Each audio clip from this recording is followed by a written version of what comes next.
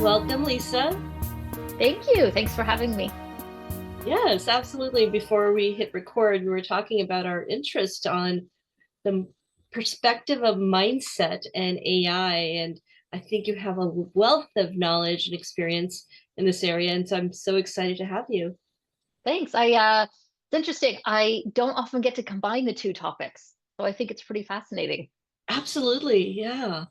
We always hear in this generation about mindfulness and mindset and balance, but how can you do that and still embrace technology and not lose yourself?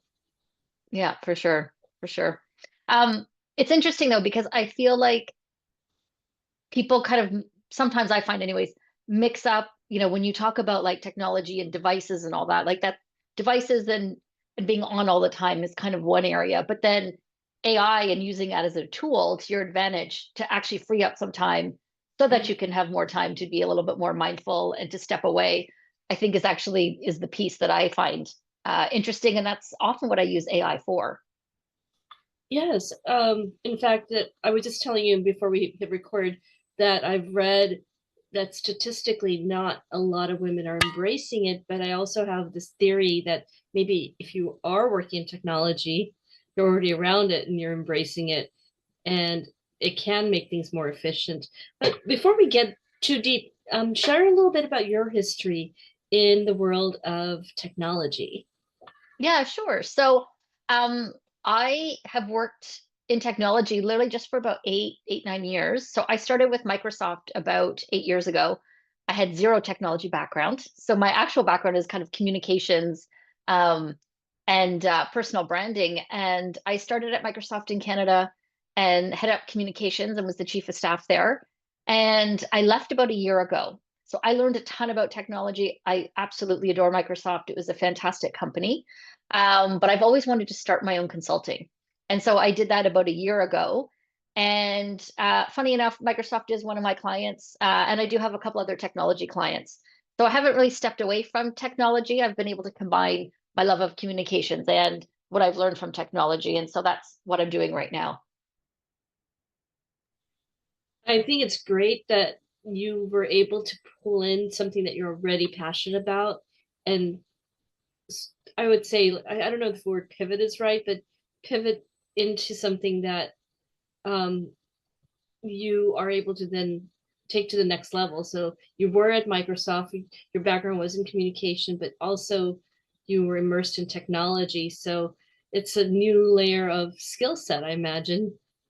Yeah, you know what? I would say this when I joined, I had massive imposter syndrome. And I had to learn really how to get over it because I didn't have a technology background, but I had like 30 years of communications. But it's interesting when you put yourself in a new situation, and I was surrounded by like really smart people that, I mean, they were immersed in technology right from university, some of them, right? So, degrees in engineering and computer science and so on. And so I think first of all, I had to kind of get over the fact that I didn't have that background. And then it also meant I had to get up to speed pretty quickly.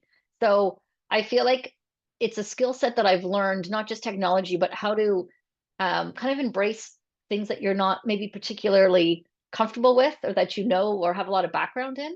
And how do you embrace it? And then how do you just put on like a learner's mindset and try to learn all you can? And I have not in any way, shape, or form learned all I can.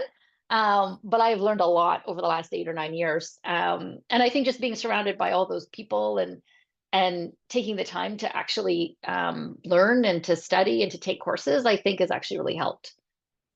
Yes, and when you mentioned the learner's mindset, also something that came to mind is sort of this theory of mental models that you may be unconsciously applying your mental model of how to learn about a new technology based on the models that you had already cultivated in your mind with communication. So it's if you're a little more ahead than you may think. And that also applies to the fact that often this notion of imposter syndrome is something that a lot of us have, but I have to remind myself I'm not starting from scratch. Mm. Yeah, no, exactly. And I think when when you were mentioning earlier about women versus men and AI, and I actually don't think it just applies to AI, but I understand, where you're coming from. And I hadn't seen that research, but it doesn't honestly surprise me. I feel like more women suffer from imposter syndrome, or at least we talk about it a little bit more, I think. And when it comes to AI, I think people are get really nervous. Like as I said, I didn't have a background in tech, and it's almost like when you don't, you're worried you're going to break something or you're not going to use it properly. And so a lot of people shy away rather than trying to learn more. Sometimes they go the opposite route and they just kind of shy away from using it. And then of course there's that whole fear of, if I'm using it a lot at work, will people start to think that, I can be replaced, or that I'm not spending the right requisite number of hours that I'm supposed to spend at work because I'm using AI to help me. So I've seen a lot of different, yeah, I've just seen a lot of different perspectives. I also think the reality is women, especially, moms and people that are really busy, like AI changes so quickly, and this the rapid pace is trying to keep up with it. I've heard from some of my friends who, have family commitments and so on, and they're working and they're trying to figure out, like, how do I stay on top of this technology? And they're finding it really hard. It is absolutely hard, and I find it that it rapidly moves. And while it's not changing in the essence of what it is, because theoretically the models are the same, but like if you're talking about, say, another type of chat GPT copy editing tool, yes, something will come out probably in a month or two, and it might be better than Claude, it might be better than chat GPT, but the underlying model of large language models and how Hmm. they work are the same, but not everyone knows that. So Right. that is another layer of fear, that the rapid movement, but they might not necessarily know that under the hood it might be the same. Well, and I would say that actually so many women are actually using it. They just don't know that they are, right? Like when you think of all where it's embedded, and you obviously know more than this than I do, given your background. But I feel like that's the other thing. If you ask women, like, are you using AI? A lot of them would say no. And you think, well, actually you are. You just don't realize that you are. So, Yes. A year ago, I gave a talk on spirituality and AI and the heart oh, of, that'd be fascinating. I'll send you a link if you're interested. Yeah. In the heart of the conversation started with this underlying human behavior of fear and how that shapes our mindset. And I also mentioned this talk on my Facebook, and a really well educated friend of mine who's a little more senior and seasoned jumped in and said, I will never be caught using AI. And That's I said, funny. oh, you sweet soul, let me explain a few things. I go, have you used this? Have you used this? Have you used this? Yeah. Or did this? You've been using AI for a while. Well, I have a group of communications people that I get together with quite frequently. And so when, go back to about a year ago, I guess, when, ChatGPT and stuff were really gaining traction, people were asking me, like, but it gives you wrong information. It does this, it does this. And it's like, yeah, well, it's not going to give you the final product. But, and particularly as someone who has their own business, it's amazing. It's almost like my intern, right? Like, and I don't take anything like, that chat gpt shoots back at me as being the final draft. And so I think some of that too is kind of explaining to people that, like, Yeah. yes, I find it incredibly helpful. It's not perfect, but I don't need it to be perfect because it still requires me to come in and, I have to feed it the right stuff, and then I have to also look at it and validate and edit what it shoots out. So I feel like, yeah, I'd say like the three things that I've seen in terms of mindset are, people are scared of it. People don't think it's, they want the final answer right away and they're not getting it. And then just from a time perspective, especially with women, they're so busy that they think that, I don't have time to learn this. And so if I don't get the right thing back right away, then they just kind of abort, right? They just kind of go, nah, I don't want anything to do with it. So, Yeah. And that's where I feel like it's the responsibility is on us, whether it's from the perspective of communication or education on technology, because this is a gap that will need to be filled quickly, especially for women that are transitioning, pivoting, or seeking to do more with their careers. Hmm. And I think it's also a generational thing. I mean, I hate to stereotype, but there's a certain generation of women who may not have gone through communication or technology as a form of education. Yeah. I mean, I didn't either. And I think it was really daunting. But you're right. Like I've seen so much research come out that say, more than half, for sure, more than 50% of employers are now looking for people that have, some level of, you don't have to be proficient, but some level of skills when it comes to using AI, because more and more of the organizations are bringing it in. And so they need people that are going to be using it. Like it's funny, I was working with this organization and they were rolling out AI, and we sent out this survey, and everybody had training, everybody had the same tools, but there was like such a small amount of people that were actually using it. Um, and then what a waste, right? What a waste for the organization. And I feel like those people were going to fall behind. So when you talk about, as women think about their careers, I feel like you're going to fall behind if you don't kind of start to just embrace technology and figure out how to use it to your benefit. Yeah, I read somewhere, and I hope I don't butcher the name and the source, but Seth Gordon in from Marketing World, um, Hmm. he was at a talk that I was at attending, and he talked about how much he now has embraced AI, and with the same level of being discerning and skepticism at times, but Hmm. very methodical. And I think he prefers Claude for its validity of the research, but ChatGPT for certain things. And I don't quote me on this. I'll make sure I get the right data. But I think he said if you don't use at least for X number of hours a day, you're already falling behind. Oh, that's interesting. I hadn't heard that before. Yeah. I have to Also, look I'll that try to up. send you. Yeah. Yeah. Okay.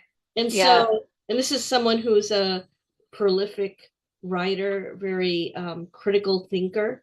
So for him to say that, it immediately made me think, okay, well, at least I'm on the right track Yeah. now because I've embraced it. But Yeah. it goes back to the mindset. I think one is fear, as you and I discussed. Um, and the other one also is, I want to say the desire to learn, but not even know where to start. You know what? Actually, that's a really good point because I feel like when I do talks and stuff and I'm chatting, people come up to me after and say like, "Well, where would I learn?" And um, there's a guy that's on LinkedIn actually who I just love. His name is David Burse, and I always direct them to him. And I say, "Listen," because he's very conversational, relatable, and I think that's the other piece is like trying to learn from somebody who's like a technologist, no disrespect, but it is a little different if you're actually really, feeling a bit insecure about the whole thing. And if you don't have a lot of background in technology, I think talking to somebody who actually is in the same position but who's overcome that and learned, I actually feel like is pretty helpful. And also, I think marketers and communicators in particular have been so worried that their jobs are going to be replaced that again, they just do that kind of like, I'm just not going to, pay attention and or admit that I'm using it. And so, yeah, I feel like to your point about being far behind, I think the more you can use it, I mean, even if I look at, I use it quite frequently and my prompts get so much better. Like I realize, I used to put in like almost use it like a search function where I'd put in like, you know, tell me this, and that would be it. And now it's like my prompts are like super long, right? It's like a lot of context around who's going to be reading what I'm producing. What do I want them to feel? What do I want? And and you learn that over time. To your point about having to use it multiple and certain amount of hours a day, like you learn that stuff over time, I think. Oh, absolutely. And that's probably you've heard this concept of machine learning. The AI technology relies on this principle of learning. So Hmm. each time, and it's not to say that just because if you are haphazard in your approach, it won't necessarily learn. But if you are very methodical and conscious of what you're feeding your AI, over time it does get refined, and there's actually more strategic ways to do it. As you're probably aware that you can give it your brand voice. You could give it your Hmm. information about your target audience, and you feed that only once, and then each time when you're having a conversation, like, I'll just say something like, at my target audience, what are the three things that I should mention on this next thing that I'm writing about? So that is true that it learns. Now, when it's come to you sharing with others how to learn, where do you start them from? Like, because there's a lot of people just think of it as the big AI, two words Mm, and some demon like creature in yeah. the sky. Well, truthfully, because I'm usually talking to communications or marketing people, I don't go incredibly technical. So I kind of explain what it is very kind of high level, if you will. Um, and then I talk a lot about why they should use it, right? So and then I literally go through use cases. So I'll go through like from a communications perspective, just for example, like I'll say, okay, yeah, the obvious one is to help you write things, but I use it a ton for research. I help prepare people for media interviews, and it's an awesome way to, pull up a reporter's name, put the topic in that you're going to be talking about, and say, like, based on what they've covered in the past, based on this topic, like, what are the top challenging questions? Because, and then what I also love to do then is give the answers to those challenging questions and say, okay, now what would be the counter question coming back from, like, that's just one. So I love going through use cases to really demonstrate to people the value. And so I think I start off with kind of like what it is, here's why you should use it as a communicator. Quite frankly, I always say, you're not going to be replaced um, by AI. You're going to be replaced by somebody who knows how to use it and uses it, right? So there's that like that kind of portion, and then I kind of do the use cases, and then I usually have a discussion around prompt engineering. And so, what does a good prompt look like? What should it all entail? And then I usually share a bunch of resources. So I feel like that typically can set up it's a lot for somebody who's new to it, but it sets up a bit of a good conversation. So I don't really go deep into, what is a, large language. Like I don't get into a ton of that because I feel like I lose them if I do, if it gets too technical. Yeah, yeah, Yeah. absolutely. Now, I have a couple of follow-up questions about that. One is in regards to the use cases that are you share. Which target audience is it typically for? Meaning, I think you mentioned marketing people and communication. Is that right? Yeah, it is.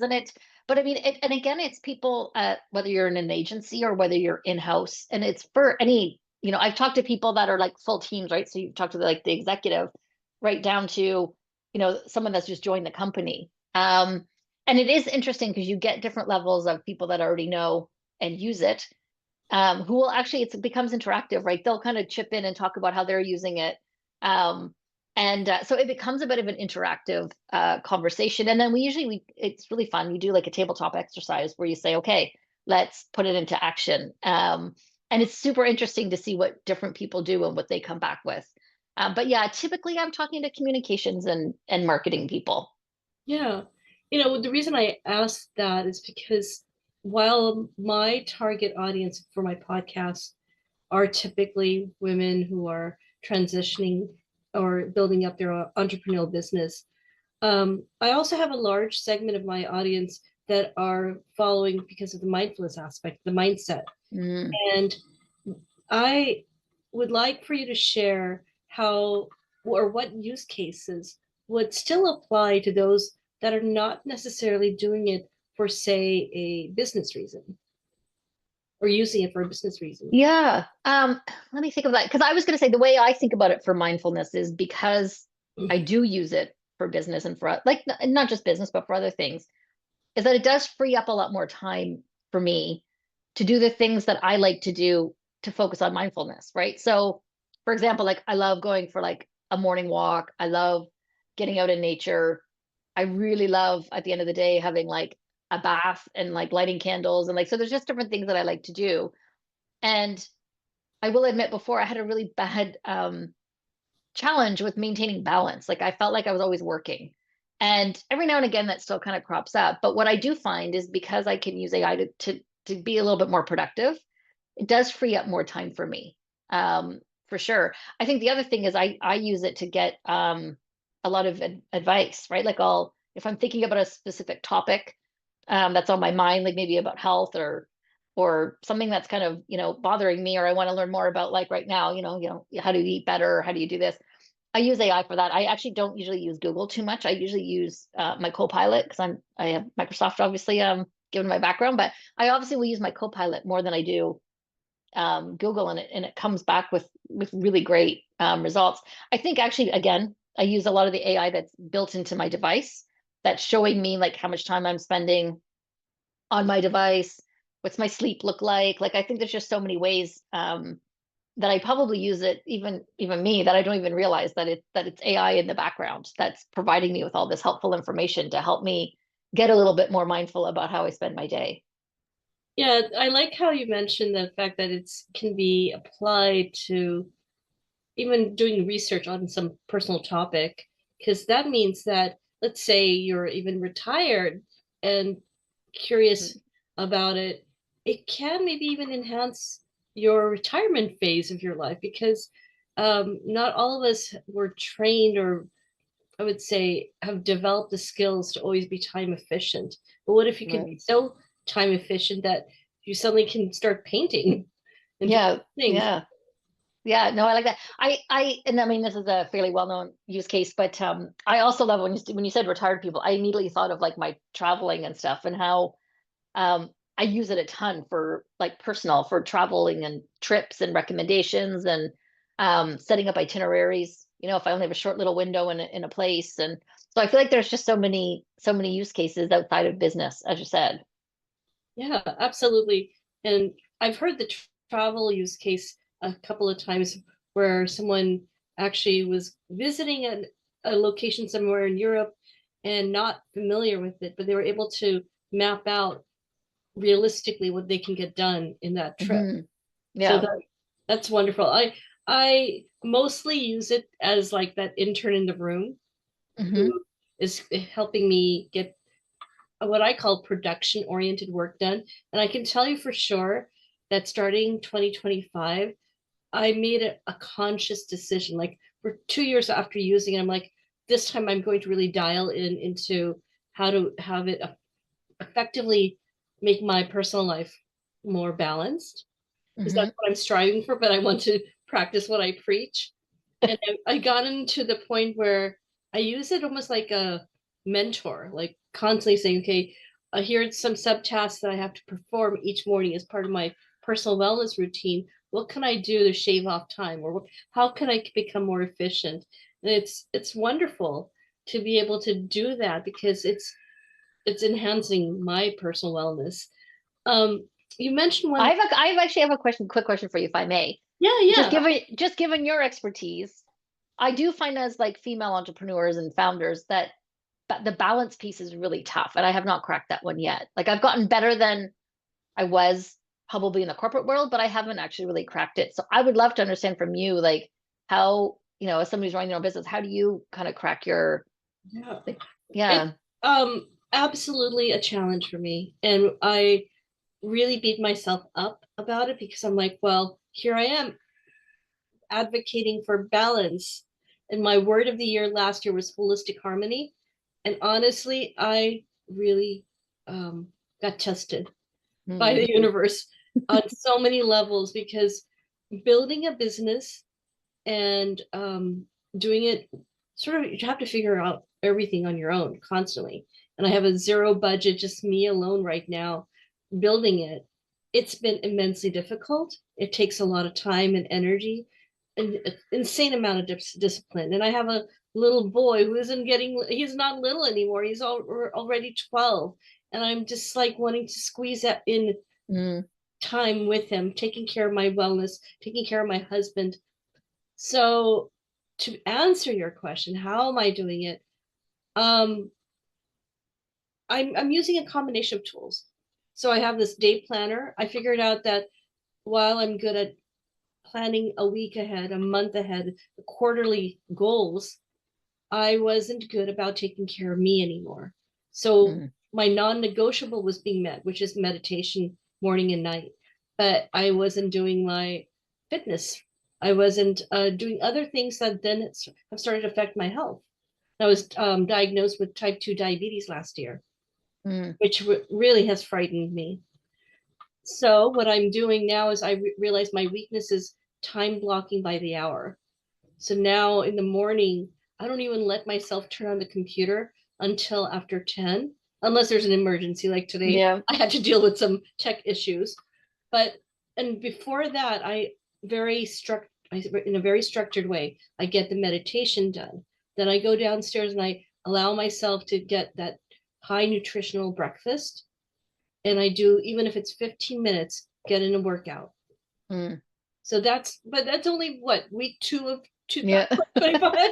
Hey, you know what? Keep going though, because I didn't we just come across like or isn't it soon or the day? What's that annual day of quitting where people, if you can get past that day where Yeah, most I've heard people of quit? that. Yeah. Yeah. Well, I think that, and that's another, I'm glad you're bringing this up. It's sort of off topic, but it sort of talks about the mindset of AI. Is I'm hugely going deep into all the theories on building better habits and having Mm. routine. Now, while I have my non-negotiable meditation, around it, I need to build out these other habits. And how do you do it? Because the other day I had somebody tell me something which didn't help. I really kind of lost my patience when she said, just do it. What's keeping you? Why don't you just get out and just do it? What go for that walk, go do that run. I'm like, oh. Yeah. So then I read up on, I listened to, and put it all together using AI, Yeah. all the theories on how to build atomic habits. I love it. I love that book. That's I probably love my it. favorite. Yeah. It's my favorite book, and there's a few other ones around that. And I kind of pulled all the knowledge I'm gathering from them, and I spent a couple of hours yesterday putting together what I call my 2025 strategy. Oh, I love it. Yeah. Okay. Yeah. So and in the strategy, I said, here are the things I know. Here are the things I want to accomplish, both personally and professionally. Here are my weaknesses. What can we do? And with the mindset that I'm going to have to keep at it, because in Atomic Habit they talk about it's not a destination that you're going to, but it's an ongoing. Yep. You have to keep revisiting consistently. So yeah, I have to revisit my strategy probably another 3 weeks. But what I've done is break it down into little tiny Right. habits, and then have, like, when you wake up, you want to, like, let's say you have to take some sort of supplement in the morning. When you're doing that, you add some other habit to it. So it does tie back to AI though, because I'm using AI to help me structure things that you can't just call a girlfriend and say, hey, can you go deep in my habits? Yeah. Unless you're a paid mentor, right? Yeah. Yeah. And sometimes like some of these things are deeply personal. So you don't really want to call someone else, but you do want help. So yeah. So it's a great Yeah, way to get help for yeah. sure. Yeah. And I heard about a tool. I started to use it. I have to go deeper into it. But I have another friend who has ADHD and is a mom entrepreneur, and now her daughter has ADHD. And so she's trying to manage this while being a mompreneur. Yeah. She talked about something called Reclaim AI. It's a Oh, new. I don't know it. I'll have to write that down. I don't know what it Yeah. is. I mean, Ah. I'm looking into it, but I like the way it thinks because it asks you a series of questions and your goals, and then it works backwards and starts blocking off key times in your calendar for you. Ah. And then I know other tools do this, but it will actually adjust things, saying, okay, well, let's say your workout didn't quite get done because you needed to do something else. Then it will adjust, but it'll block time. That was where my weakness is that the balance comes when I block, like, have blinders on. You're going to Right. get certain personal things done. So let's see. I think I'm going to keep talking about it because I know that it's something that a lot of us struggle with.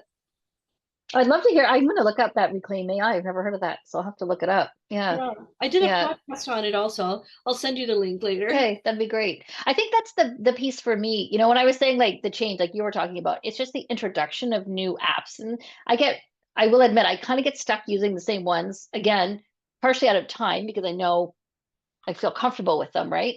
But I don't explore new ones as much as I should, really. And I think we all get into that pattern because it's hard now just to become familiar with one tool. And then as we were talking about machine learning, that tool is now becoming familiar with you. Yeah. And then to Yeah. step away and try one more new thing, I sometimes have to tell myself, okay, what is that word? I'm going to satisfy, meaning I'm going to accept the fact that this is only going to get so far, and now I have to rely on my own intuition. Right. Yeah. Yeah. Uh, Well, Lisa, if we had to like summarize any key takeaways for even the non-techie individual, and I think you've mentioned a few, but maybe you can even just recap on mindset approaches, whether you're an entrepreneur or just someone who wants to make their life better.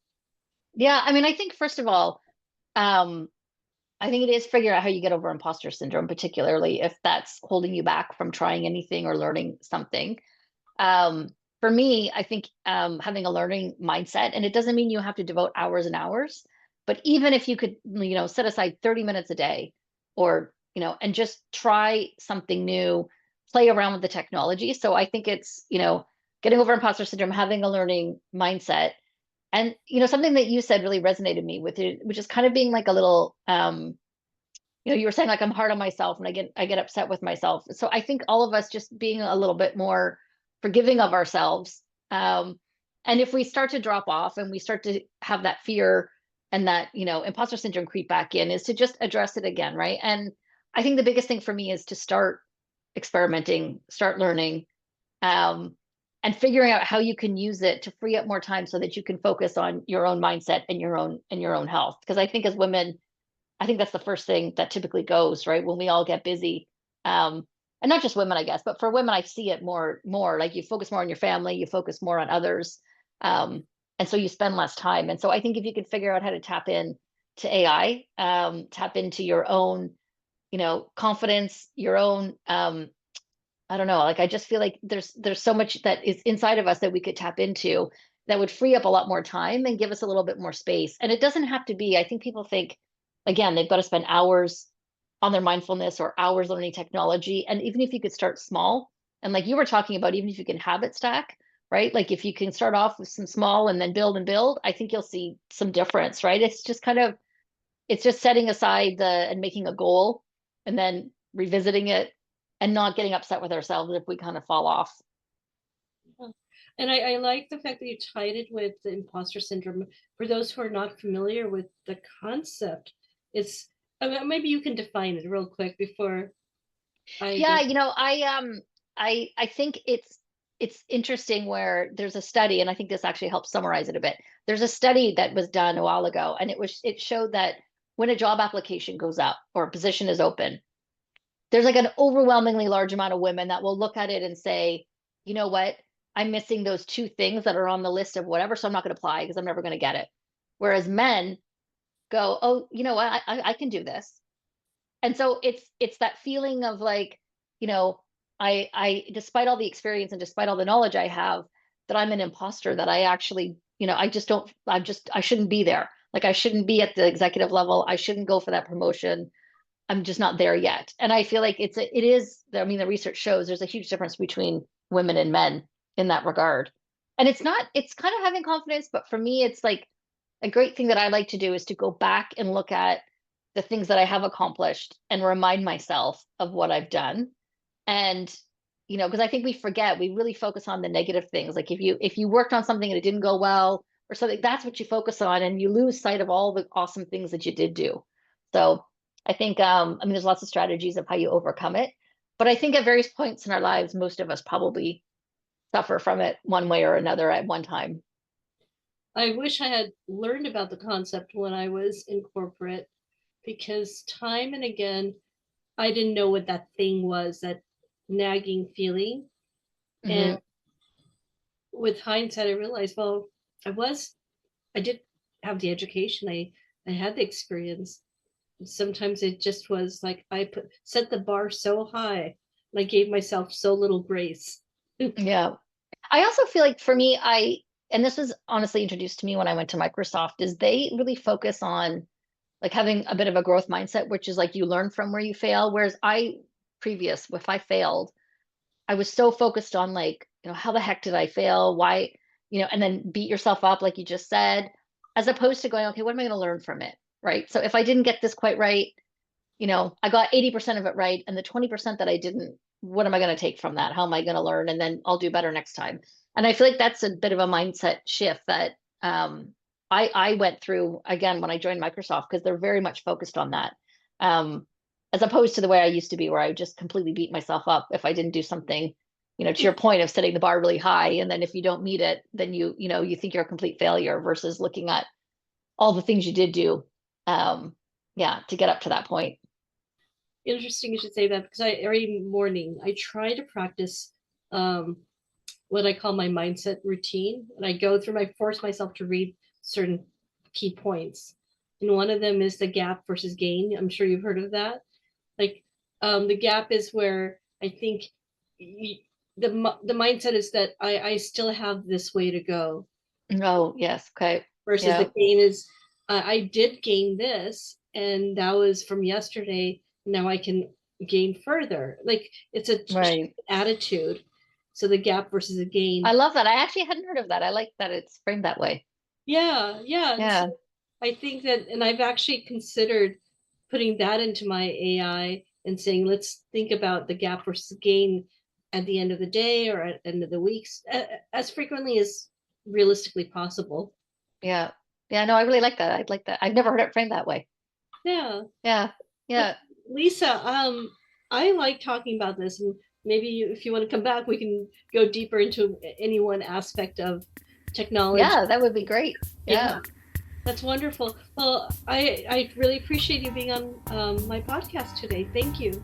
Well, thank you for the invitation. It was lovely to chat with you. It was lovely to chat with you as well, and I hope you have a really good day. Yeah, you too. Take care. Take care.